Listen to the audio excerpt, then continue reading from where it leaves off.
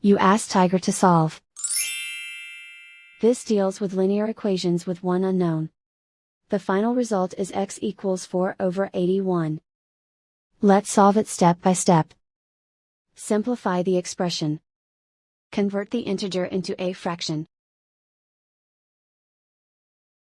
Combine the fractions. Combine the numerators. Isolate the x.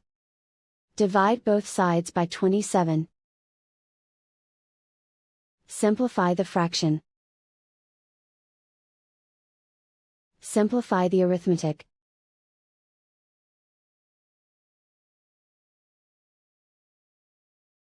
And so the final result is x equals 4/81.